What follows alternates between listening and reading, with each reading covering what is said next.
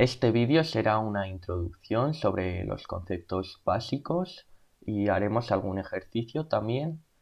Recordad, dadle like, suscribiros para más vídeos como este, que os traeré muchos más ejercicios y muchos más temas de física, de matemáticas, de cualquier curso. Dicho esto, comenzamos. Lo primero que tenemos que entender es el concepto de campo gravitatorio. Un campo hace referencia a una región del espacio. En el caso del campo gravitatorio, se trata de una región del espacio en la que se sufren los efectos de una masa, que es denominada la masa central. Así, cualquier masa que entre en esta región del espacio sufrirá un efecto que es una fuerza gravitatoria producida por la presencia de otro objeto, de otro cuerpo que tiene una masa. Así, podemos decir que existe una interacción gravitatoria entre ambas masas. Por último, el último aspecto teórico que hay que destacar es que esta interacción gravitatoria es una de las 4 interacciones fundamentales de la naturaleza. Ahora vamos a estudiar el caso más sencillo, la interacción gravitatoria entre dos masas. ¿Qué fuerzas se generan? ¿Hacia qué sentido? ¿Cuál es el módulo de esa fuerza? Todo eso lo vamos a ver a continuación. Vale, vamos a representarlo primero una masa que vamos a denominar M1 y esta masa creará en una región del espacio un campo gravitatorio. Vamos a situar en esta región donde se pueden sentir los efectos de este campo gravitatorio una masa M2. Lo que sucede es que la masa M2 también genera un campo gravitatorio que afecta a la masa M1 y ejerce una fuerza de atracción de la masa M1 a la masa M2. Lo mismo sucede en el caso contrario. La masa M1 atrae a la masa M2. Ambas fuerzas de atracción son iguales y de sentido contrario, de acuerdo con la tercera ley de Newton. Como hemos dicho, tienen el mismo módulo, y este módulo se puede calcular mediante la siguiente expresión, donde encontramos la g, la constante de gravitación universal, un producto de ambas masas y vemos que la fuerza es inversamente proporcional al cuadrado de la distancia entre las masas. Es muy importante destacar que esta distancia hace referencia a la distancia entre los centros de las masas. Es muy importante porque a veces ignoramos que la masa puede tener un radio, puede no ser puntual. Y este error es bastante común. Aplicando la segunda ley de Newton, toda fuerza es igual al producto de la masa del objeto sobre el que se está realizando la fuerza por la aceleración que se proporciona a ese objeto. Si sustituimos la fórmula de la fuerza de gravedad, podemos así averiguar cuál es la denominada aceleración de la gravedad. La masa del objeto sobre el que se está realizando la fuerza, que representamos con la m minúscula, se anula y nos queda la expresión de la gravedad. Como vemos, tanto en la fórmula de la fuerza de gravedad como en la de la aceleración de la gravedad aparece un signo negativo.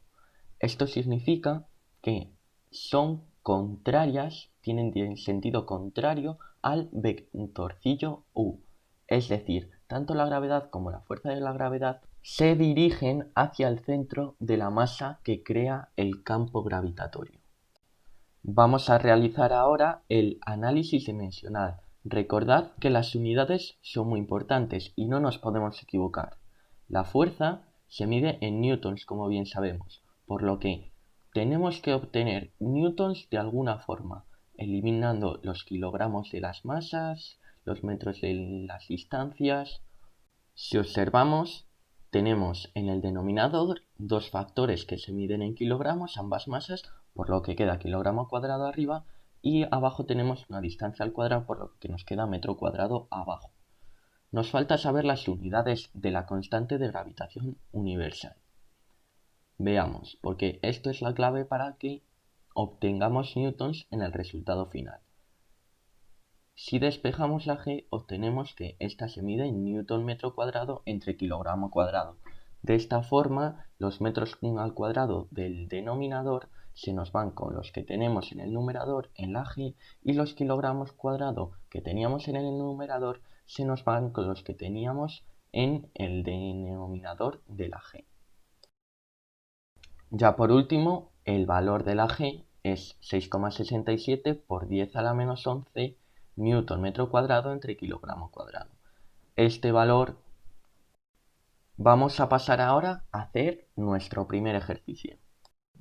Este ejercicio que he puesto es un ejercicio bastante común que suele dar bastantes problemas, pero si conocemos la técnica para resolverlo es muy sencillo. Se puede aplicar tanto a la gravedad, que es lo que nos pide en este caso, como a la fuerza, como al potencial que vemos en un futuro. Pero bueno, vamos a leer el enunciado. Se nos pide que calculemos la distancia al centro de la Tierra a la que la gravedad se reduce a un cuarto de la gravedad en la superficie. Esta gravedad en la superficie la vamos a denominar como G sub 0. La gravedad a una distancia determinada, a un punto determinado, la vamos a denominar G sub p. Lo que realizamos es un cociente entre G sub 0 y G sub p y expresamos con la fórmula de la gravedad ambos valores. Como tanto la constante de gravitación universal como la masa central son constantes y aparece una en el numerador y otra en el denominador, podemos anularlas. Y así obtenemos la siguiente expresión en función del cuadrado de las distancias al centro de la Tierra para los dos casos distintos. Esta expresión que hemos obtenido tiene validez general. Ahora introducimos el dato del enunciado. Expresamos la g en un punto cualquiera como un cuarto de la gravedad en la superficie y sustituimos en la ecuación que habíamos obtenido. Así encontramos en el primer miembro tanto la g sub 0 tanto en el numerador como en el denominador, por lo que podemos anularla. Esta proporción así nos da un resultado de 4 y ya simplemente nos queda expresar la distancia de ese punto al centro de la Tierra en función del radio de la Tierra, que el radio de la Tierra, recordemos, es 6.370 kilómetros. Estos cálculos finales son muy sencillos.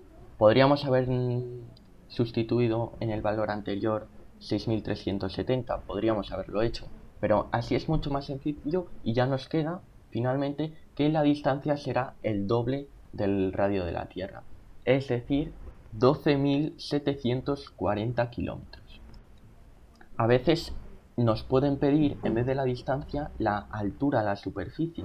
Entonces lo que tendríamos que hacer es a este valor final restarle el R sub 0, el radio de la masa del planeta. Estos ejercicios, como he dicho antes, son muy comunes, pero son bastante complicados si no hemos hecho alguno de este tipo con anterioridad. Bueno, y hasta aquí el vídeo de hoy. Os dejo aquí arriba la segunda parte del tema. Y nada, suscribiros, dadle like si os ha gustado para apoyar al canal y hasta el próximo vídeo.